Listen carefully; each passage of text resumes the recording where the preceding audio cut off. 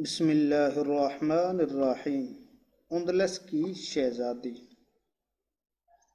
8ویں صدی عیسوی کے اوائل کا ذکر ہے۔ اندلس اسپین پر مسیحی بادشاہ راڈرک حکمران تھا۔ اس کی حکومت میں شمال مغربی افریقہ کا علاقہ سبتا یعنی مراکش، جو موجودہ مراکش ہیں، وہ بھی شامل تھا، جہاں یونانی شہزادہ کاؤنٹ جولین بطور گورنر تعینات تھا۔ کاؤنٹ جولین کی حسین و جمیل بیٹی فلورانڈا دارالسلطنت تلیتلا کے شاہی محل میں شہزادیوں کی طرح پرورش پا رہی تھی۔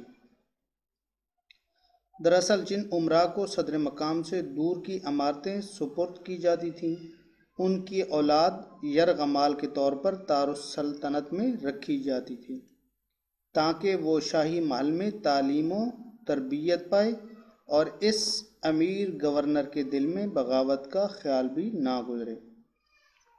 فلورانڈا جوان ہوئی تو اس کا حسن و شباب بے مثال تھا، جس پر 82 سالہ بوڑھا راڈرک فریفتہ ہو گیا، اور ایک روز اس نے اس شہزادی سے بد اخلاقی کا مظاہرہ کرتے ہوئے اسے بے آبرو کیا اور اس کی عزت لوٹ لی۔ فلورانڈا نے یہ خبر اپنے باپ کو پہنچا دی۔ یہ سنتی ہی جولین کے تن بتن میں آگ لگ گئی۔ وہ فوراً تلیتلا پہنچا اور بادشاہ پر یہ ظاہر کیا کہ اس کی بیوی سخت بیمار ہیں اور بستر مرگ پر بیٹی کو دیکھنے کے لیے بے تاب ہیں۔ عذر معقول تھا، لہٰذا راڈرک نے فلورانڈا کو ساتھ لے جانے پر کوئی اعتراض نہ کیا۔ وقت رخصت جب کاؤنٹ جولین کورنش بجا لانے کو دستے بدستہ کھڑا ہوا تو راڈرک نے کہا، سنا ہے افریقہ کے باز بہت اچھے ہوتے ہیں، چند باز ہمیں بھی بھیج دینا۔ کاؤنٹ جولین نے پرجستہ جواب دیا، اگر میں زندہ رہا تو ایسے باز بھیجوں گا جو آپ نے کبھی نہ دیکھے ہوں گے۔ راڈرک اس جواب میں چھپی دھمکی بھانپ نہ سکا۔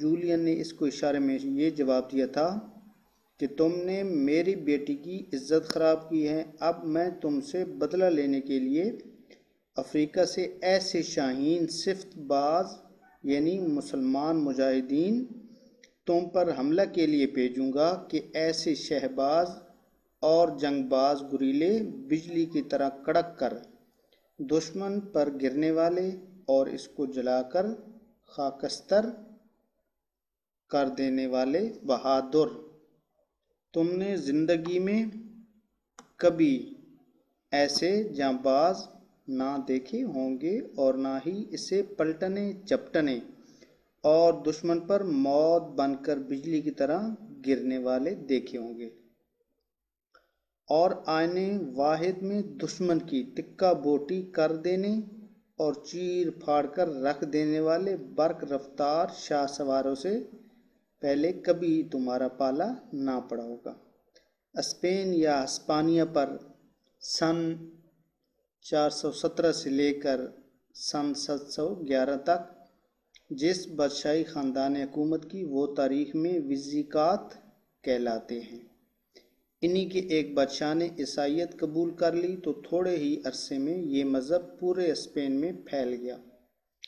عیسائیت کو سرکاری سرپرستی حاصل ہونے کے باعث باتریوں کو بڑے بڑے اختیارات حاصل تھے۔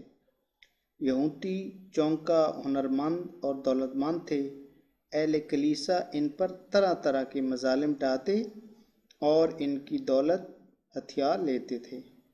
پادری ہر آنے والی آفت پر کہتے، یہ قہر خداوندی ہے جو یہودیوں کے گناہوں کے باعث ہم پر نازل ہوا ہے، کیونکہ خداوند مسیح کے قاتل یہودی ابھی تک اپنے کیفر کردار کو نہیں پہنچے۔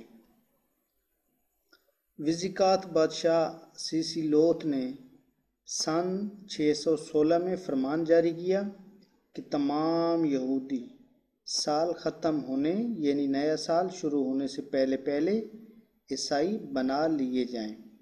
اس کے بعد جو یہودی اپنے مذہب پر قائم رہنے کا اصرار کرے اس کو 100 کوڑے لگا کر جلاوطن کر دیا جائے اور اس کی جائیداد بھی ضبط کر لی جائے۔ کہا جاتا ہے کہ اس خوف سے اسپین میں 90,000 یہودیوں نے بپتسمہ لیا، مگر یہ جبری تبدیلی دل پر کیا اثر کرتی۔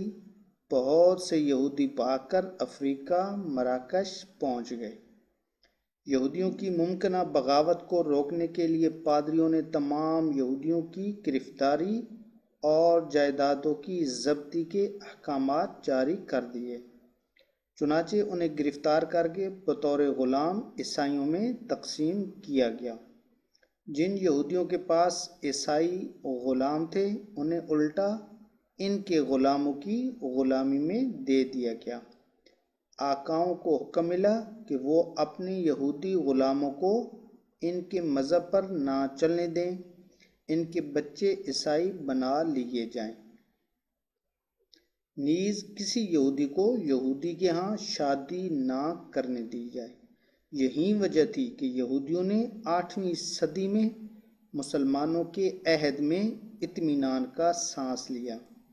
اب انہیں مکمل طور پر مذہبی آزادی حاصل تھی، بس جزیے کی معمولی سی رقم ادا کرنی پڑتی تھی۔ وزیقات کا آخری تاجدار شاہ طبعاً غیر متعصب تھا۔ اس نے یہودیوں سے نرمی برتی اور جلاوطن یہودیوں کو افریقہ سے واپس بلا کر ان کی املاک واگزار کر دی۔ اس پر پادری بہت ناراض ہو گئے اور انہوں نے ملک میں بغاوت کرا دی۔ چنانچہ شاؤس شاہ یعنی بادشاہ کو قتل کر دیا گیا اور باغی فوج کا سپہ سالار راڈرک تخت پر پرجمان ہو گیا۔ یہ شخص خاندانی طور پر قاط نہیں تھا بلکہ اصفہان ایران کے ایک خاندان سے تعلق رکھتا تھا، تاہم ظلم و ستم کے لحاظ سے وہ اپنے پیشروں سے کہیں زیادہ آگے تھا۔ راڈرک کو عرب مورخین ازریق لزریق لکھتے ہیں۔ سبتا یورپ کے انتہائی جنوبی مقام جبرالٹر، جس کو جبل الطارق بھی کہتے ہیں، کے بالمقابل ساحل افریقہ پر واقع ہے۔ شہزادی فلورانڈا کے والد کاؤنٹ جولین نے سبتا واپس آتے ہی اسلامی حکومت کی طرف سے طنجہ میں طارق بن زیاد سے رابطہ قائم کیا اور اپنی اطاعت و حمایت کا یقین دلا کر اسے اسپین پر حملہ کرنے کی ترغیب دی۔ طارق نے اسے شمالی افریقہ کے گورنر موسیٰ بن نصیر سے رجوع کرنے کو کہا۔ چنانچہ جولین اشبیلیہ کے اسقف اور مقتول شاہ اسپین وٹیزا کے چند رشتہ داروں کو لے کر موسیٰ کے پاس قیروان پہنچا اور اسے ملک اسپین کی دولت، پیداوار، عورتوں کے حسن اور مردوں کی بزدلی کا ذکر کر کے ہسپانوی رعایا کو ظالم بادشاہ راڈرک سے نجات دلانے کی راز سمجھائی۔ موسیٰ بن نصیر نے خلیفہ ولید بن عبد الملک سن 705 تا سن 715 کی اجازت لینا ضروری سمجھا۔ چنانچہ اس نے مفصل قوائف لکھ کر قاصد دمشق روانہ کر دیا۔ خلیفہ نے جوابی مراسلے میں لکھا، مسلمانوں کو ایسے بحرز خار کی ہلاکت افرینیوں میں نہ ڈالا جائے۔ موسیٰ نے دوبارہ خط میں انہیں یقین دلایا کہ اندلس کا ساحل بالکل سامنے ہی نظر آتا ہے، صرف 13 میل چوڑا سمندر بیچ میں ہے، فوج کی بربادی کا کوئی اندیشہ نہیں۔ اس پر عبد الملک بن ولید نے اجازت دے دی۔ موسیٰ بن نصیر نے جولین کی دیانت اور وفاداری کا امتحان لینے کے لیے اسے ساحل اسپین پر چھاپہ مار کارروائی کے لیے بھیجا، جو اس نے بخوشی انجام دی اور مدینہ شزونہ کے قرب و جوار سے مال غنیمت لے کر واپس لوٹا۔ اس نے سبطہ کی کنجی موسیٰ کے حوالے کر دی اور خلیفہ کی وفاداری کا باقاعدہ حلف بھی اٹھایا۔ اس پر موسیٰ بن نصیر نے اسے اسلامی فوج کا افسر مقرر کر دیا۔ دریں اثنا موسیٰ بن نصیر نے اپنے آزاد کردہ غلام طریف بن مالک کو 100 سواروں اور 300 پیادوں کے ہمراہ ایک آزمائشی مہم پر بھیجا، جو جنوبی اندلس کے جس مقام پر اترے اس کا نام بعد میں جزیرہ طریف پڑ گیا، جسے ان دنوں طریفہ کہا جاتا تھا۔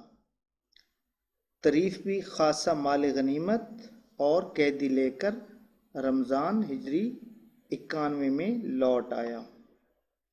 اب موسیٰ بن نصیر نے 7000 فوج تیار کی، جس کی قیادت بربر سالار طارق بن زیاد کو سونپی۔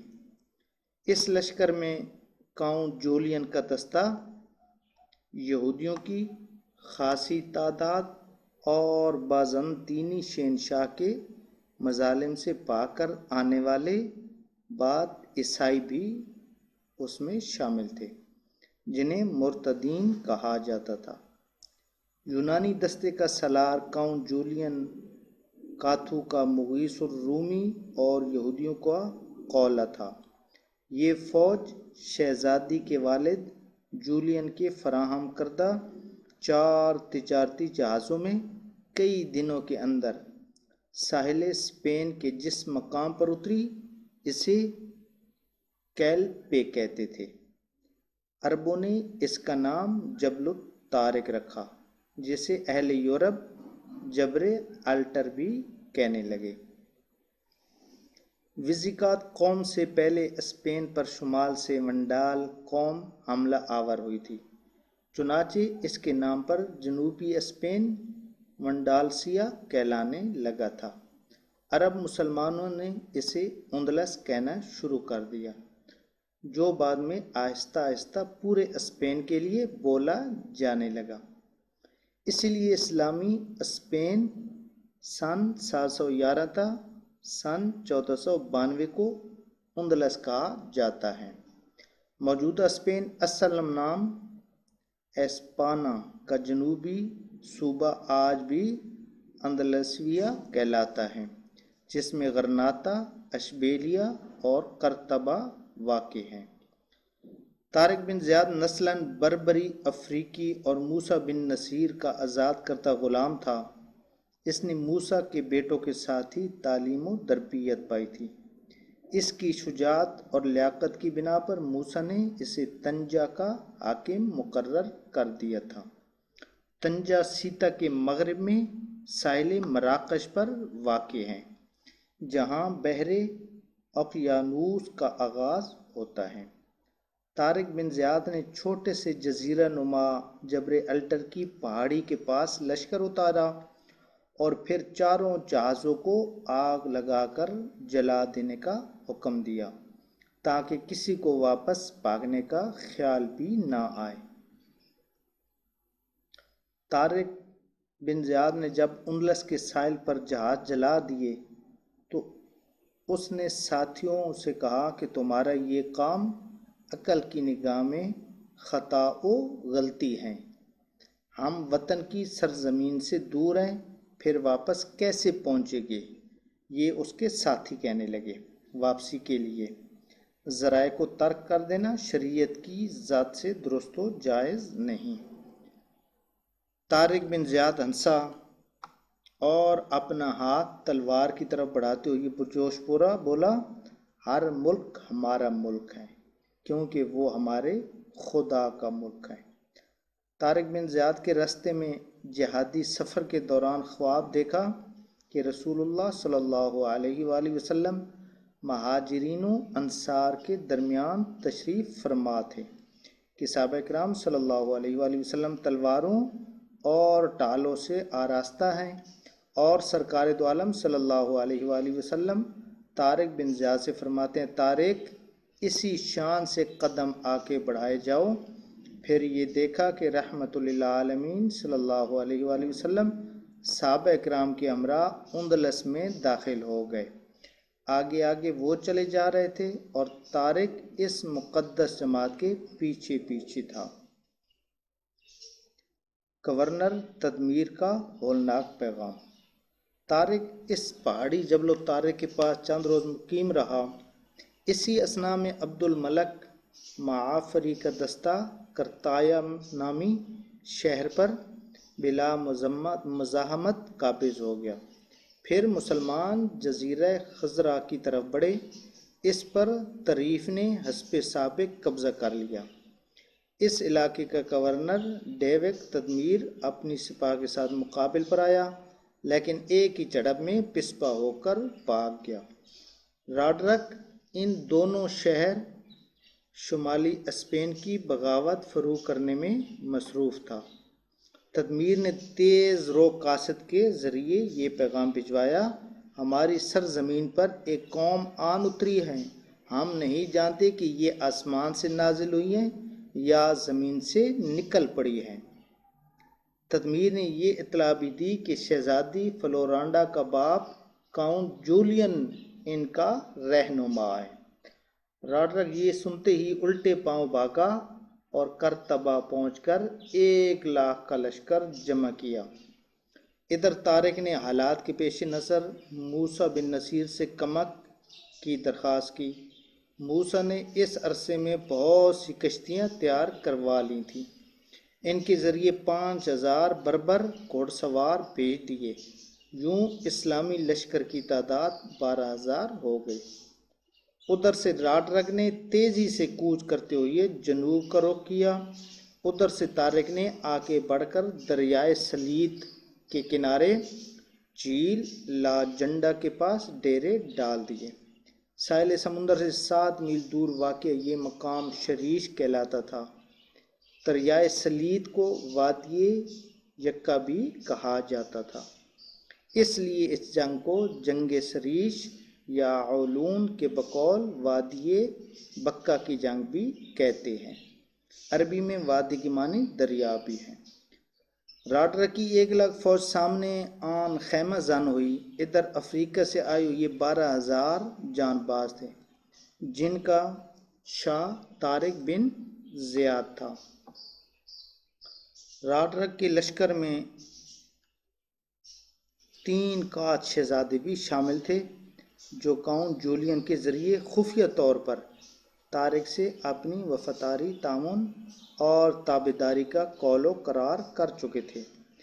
مسلمان غنیم کی کثرت اور اس کے ساز و سامان کی فراوانی سے مرغوب ہوئے تو طارق نے ان کے سامنے ایک ولولہ انگیز تقریر کی۔ اس نے اللہ کی حمد و ثنا کے بعد یوں کہنا شروع کیا، ساتھیو خوب سمجھ لو، اب تمہارے بھاگنے کی جگہ کہاں ہے؟ سمندر تمہارے پیچھے ہے اور دشمن تمہارے آگے۔ اللہ کی قسم، اب پامردی و استقلال کے سوا تمہارے لیے کوئی چارہ کار باقی نہیں رہا۔ تم اس جزیرہ نما میں ایسے ہی ہو جیسے یغمائی لٹیرے بخیلوں کے دسترخوان پر ہوتے ہیں۔ تمہارے دشمن اپنی فوج اور سامان جنگ کے ساتھ تمہارے سامنے آ چکے ہیں۔ تمہارے پاس کوئی سامان نہیں بجز تمہاری تلواروں کے۔ تمہارے پاس کوئی رسد نہیں سوائے اس کے کہ تم دشمن سے چھین لو۔ اگر تم نے کوتاہی کی تو تمہاری ہوا اکھڑ جائے گی، لہذا تم اس سرکش راڈرک کو زیر کر کے اپنے آپ کو رسوائی میں پڑنے سے بچا لو، جو اپنے قلعہ بند شہر سے تمہارے مقابلے کے لیے نکلا ہے۔ اگر تم اپنی جانوں پر کھیل جاؤ تو کامیابی تمہارے قدم چومے گی۔ میں تمہیں کوئی ایسی دعوت نہیں دیتا جسے خود قبول کرنے کو تیار نہ ہوں۔ میں تمہیں ایسے مقام پر لایا ہوں جہاں سب سے سستی انسانوں کی جانیں ہیں، اور سب سے پہلے میں اپنے آپ کو پیش کرتا ہوں۔ دوستو تم اس جزیرہ نما میں اللہ کا کلمہ اور اس کا دین سر بلند کرنے آئے ہو، اور اس کا ضرور پر ضرور تم اجر پاؤ گے۔ یہاں کا مال غنیمت صرف تمہارے واسطے ہیں، تم اپنے عزم و استوار پر قائم رہو تو اللہ تعالیٰ تمہاری مدد کرے گا اور دونوں جہانوں میں تمہارا نام باقی رہے گا۔ اگر میں حملہ کروں تو تم بھی ٹوٹ پڑو، اگر میں رک جاؤں تو تم بھی رک جانا۔ جب دونوں فوجیں ٹکرائیں گی تو میں خاص طور پر اس سرکش راڈرک کی طرف رخ کروں گا۔ اگر میں اس کا کام تمام کرنے کے بعد مارا جاؤں تو میں تمہارا کام پورا کر جاؤں گا۔ تم بہادر اور عقل مند ہو، اس کے بعد تم اپنے کام خود سنبھال سکتے ہو، اور اگر میں اس تک پہنچنے سے پہلے ہی مارا جاؤں تو تم میرے اس عزم کو پورا کرنا اور اس پر حملہ آور ہو کر اسے کیفر کردار کو پہنچانا اور اس جزیرہ نما کی فتح مکمل کر لینا، کیونکہ اس کے قتل کے بعد ان لوگوں کی ہمتیں پست ہوگی۔ ساتھیو، اگر میں قتل ہو جاؤں تو غمگین نہ ہونا اور نہ آپس میں جھگڑا کرنا۔ اگر تم دشمن کے سامنے پیٹھ پھیرو گے تو تم قتل اور گرفتار ہو کر برباد ہو جاؤ گے۔ خبردار، پستی کو ہرگز قبول نہ کرنا اور خود کو دشمن کے حوالے کبھی نہ کرنا۔ تمہارے لیے مشقت و جفاکشی کے ذریعے شرف و عزت اور آرام و راحت اور حصول شہادت کے ساتھ ثواب آخرت مقدر کیا گیا ہے۔ یہ سعادتیں حاصل کرنے کے لیے آگے بڑھو۔ اب میں حملہ آور ہوں گا اور اس پر چھا جاؤں گا انشاءاللہ۔ بہادرو، میرے حملہ آور ہوتے ہی تم بھی چپٹ پڑنا۔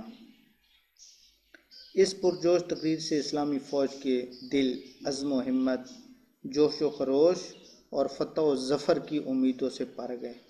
مجاہدین اسلام نے تمام رات جا کر آنکھوں میں کاٹی۔ جب صبح کا سپیتا نمودار ہوا تو طبل جنگ بجایا گیا۔ یہ 27 رمضان المبارک ہجری 92 19 جولائی سن 711 کی یادگار صبح تھی۔ راڈرک نے صفیں درست کی، اسے قات شہزادوں کی نیت کا علم نہ تھا۔ انہیں وفادار جان کر ایک کو میمنہ پر اور دوسرے کو میسرہ پر مقرر کیا، خود قلب میں رہا۔ وہ 2 گھوڑوں کے تخت رواں پر موتیوں، یاقوت اور زبر و جد سے مرصع چتر شاہی کے نیچے زر و جواہر سے آراستہ لباس میں بیٹھا تھا۔ اس کے زیر کمان ہر طرح کے اسلحے سے لیک 1,00,000 جنگجو ذخیرہ راستے، پیچھے بار برداری کے جانوروں پر بے شمار رسے لدے ہوئے تھے جن سے مسلمان قیدیوں کو باندھنا مقصود تھا۔ امراء اور جاگیردار اپنے خیموں کے سامان میں سونے چاندی کے برتن اور زر و جواہر بھی لے آئے تھے۔ عام کسان بھی فوج میں شامل تھے اور بعد کے ہاتھوں میں تو ہتھیاروں کی بجائے کھیتی باڑی کے آہنی آلات تھے۔ چونکہ بادشاہ غاصب سلطنت تھا، بہت سے جاگیردار دل سے اس کے خیر خواہ نہ تھے۔ میمنہ اور میسرہ کے کمانڈر خود مدعی سلطنت تھے۔ دوسری طرف 12,000 پردیسی تھے جو نہ اعلیٰ اسلحے سے لیس تھے اور نہ ان کے پاس سواری کے لیے زیادہ گھوڑے تھے۔ وہ زرے لگائے، سفید عمامے باندھے، ہاتھوں میں عربی کمانیں لیے، کمروں میں تلواریں لٹکائے اور بغلوں میں نیزے دبائے کھڑے تھے۔ حملے کا آغاز مسیحیوں کی طرف سے ہوا۔ ادھر سے مجاہدین اسلام آگے بڑھے اور جلدی گمسان کا رن پڑ گیا۔ سوچے سمجھے منصوبے کے مطابق یہودی لشکروں کے بازو پر دباؤ پڑتے ہی کماندار قات شہزادے پیچھے ہٹنے لگے۔ پھر یکایک وہ مسلمانوں سے آ ملے، تاہم راڈرک پر اس کا کوئی اثر نہ ہوا۔ وہ اپنے قلب کی فوج کے ساتھ جم کر لڑتا رہا۔ لڑائی 27 رمضان سے 5 شوال تک جاری رہی، لیکن ان 8 دنوں میں عیسائی پوزیشن بدلتے بدلتے 20 میل پیچھے ہٹ گئے۔ 8ویں روز طارق نے بھرپور حملہ کیا تو مسیح قلب کی سپاہ میں ابتری پھیل گئی۔ اور راڈرک کے سامنے کی دستے نے جگہ خالی کر دی۔ تارک نے راڈرک کا تخت دیکھا تو بجلی کی طرح جھپٹا اور اپنے آدمیوں سے کہا، یہی بادشاہ ہیں، اسے اتار لو۔ تارک خود اس کے سر پر پہنچ گیا، لیکن راڈرک اس تیزی سے فرار ہوا کہ مسلمان تعاقب کرنے کے باوجود اسے پکڑ نہ سکے۔ کچھ دور جا کر اس کا سفید گھوڑا، جس پر جواہرات کا حزین ساز تھا، دلدل میں دھنسا ہوا ملا۔ وہیں راڈرک کا ایک سنہری موزہ بھی پڑا تھا، جس پر زر و جواہر لگے تھے۔ ایک پیش قیمت حلہ لبادہ بھی وہاں پڑا تھا۔